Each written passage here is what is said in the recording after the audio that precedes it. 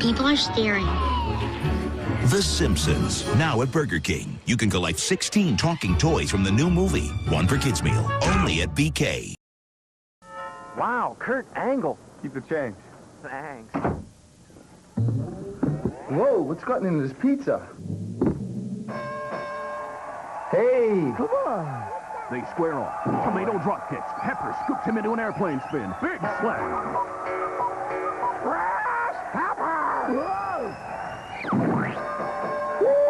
Pizza Outlet. The taste that screams fresh. Oh, man, that was beautiful.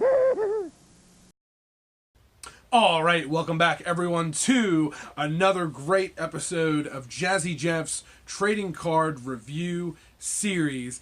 Today is episode 79. I have made it that far, so that is pretty awesome. One episode away from 80. I don't know what I'm doing for that episode, but for this episode, if you haven't already seen, I'm doing Yo MTV Raps. And just want to shout out and give a special thanks to Darcy and her daughter, of course, out in Arkansas, for sending me these cards. We basically had done a little bit of a trade. She really enjoyed the episode I did a couple episodes ago, where I talked about the Nancy Kerrigan trading cards. Whatever episode number that was, I don't remember, but she enjoyed those cards so much that she wanted them, so I sent them out to her, and then in return, she had these for me. Now, I know normally I wait to open the cards live for everybody, and unfortunately, I had to break the rules a little bit for this episode, so this is the first time I'm doing this, episode 79. I apologize. But I'll explain that here in just a moment, because I wanted to show off this first and then bust into the cards. Speaking of Nancy Kerrigan, obviously, ice skater, blah, blah, blah, blah. If you don't know, go back and watch it. But Darcy sent me a Christiana Yamaguchi, or Christy Yamaguchi trading card. So that's excellent. I did not have this. Apparently it's by Topps, the world's champion. She was obviously one of the more recognizable U.S. figure skating athletes in history. She won the gold medal at the 1992 Winter Games.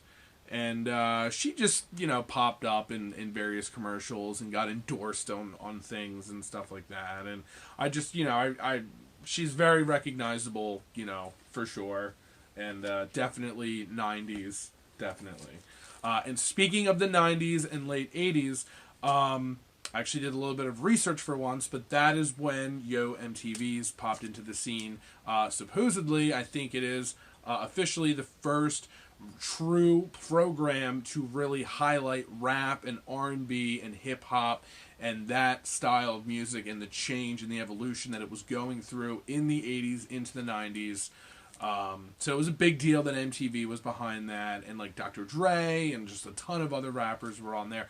I didn't watch it, but I know there was like reruns and they would show clips and stuff of it because I remember my sister watching that in the mid-90s.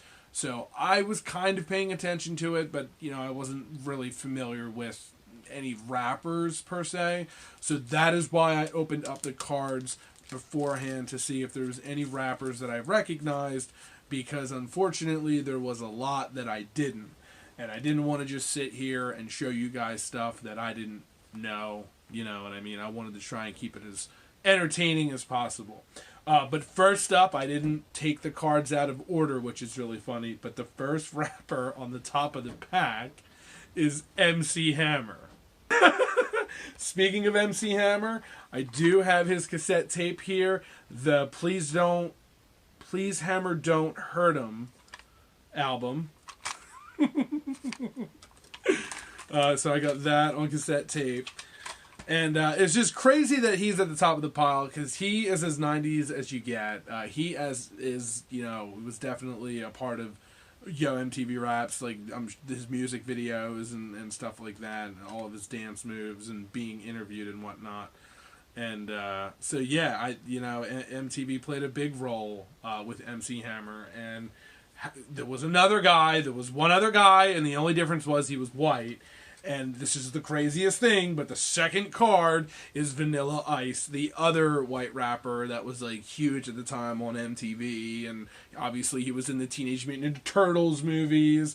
And you bet your ass I have Vanilla Ice to the Extreme, the cassette tape. So there's that as well.